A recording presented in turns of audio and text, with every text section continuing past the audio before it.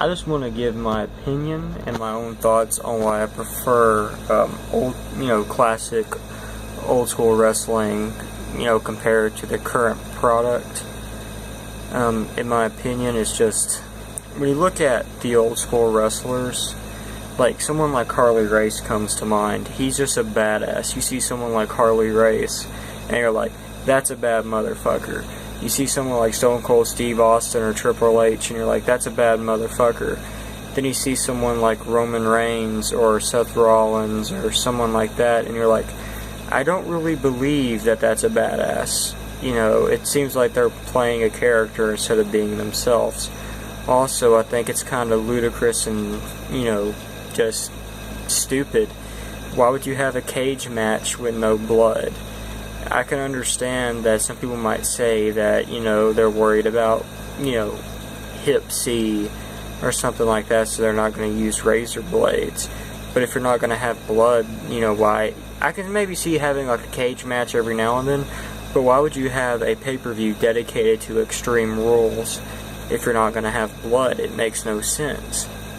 I do think that, if they are going to have blood in a situation, they would need to have blood testing as well as other tests done just to make sure everyone's clean.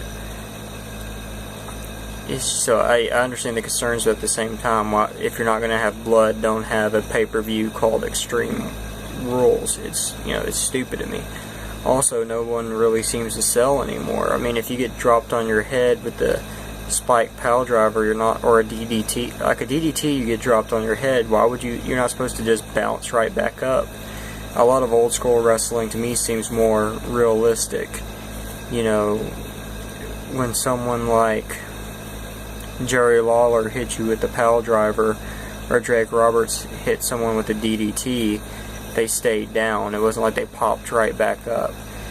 Also, the characters, I have nothing against them being PG, because I watched a lot of World Class, because I'm from Texas, so the Von Erichs are really popular, and their show was pretty family friendly, to an extent. I know there was maybe some subtle hints of racism at Iceman King Parsons, or, stuff like that, but it really wasn't like, it wasn't really an adult product, but it attracted adult fans, and an adult could watch it and enjoy it. I'm not mad or upset about the current wrestling product, it's just I don't care. I have the WWE Network, and I skip half the pay-per-views. I skip Raw a lot, and I just watch NXT, and I just watch old stuff on the network, or Lucha Underground and stuff like that.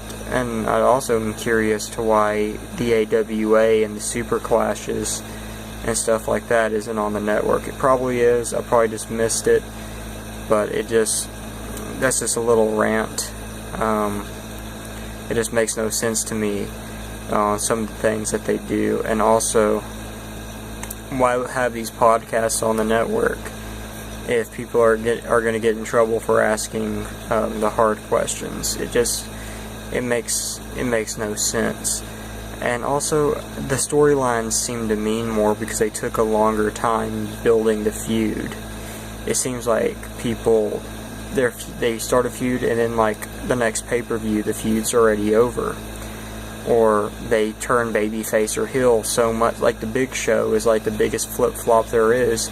Face, heel, face, heel, face, heel. It's like, damn, don't switch them up that much. Maybe have them be a face or a heel for at least a year. I can't say they are doing a good job of, or at least in my opinion, of making the belts mean something again. Like the United States title and stuff like that. I mean, yeah, they're doing a good job on that. It's just, I really just prefer the older style of wrestling. But I'm just curious about your thoughts. Thank you for watching. Subscribe if you like these videos. I'm gonna have some people come on this channel soon.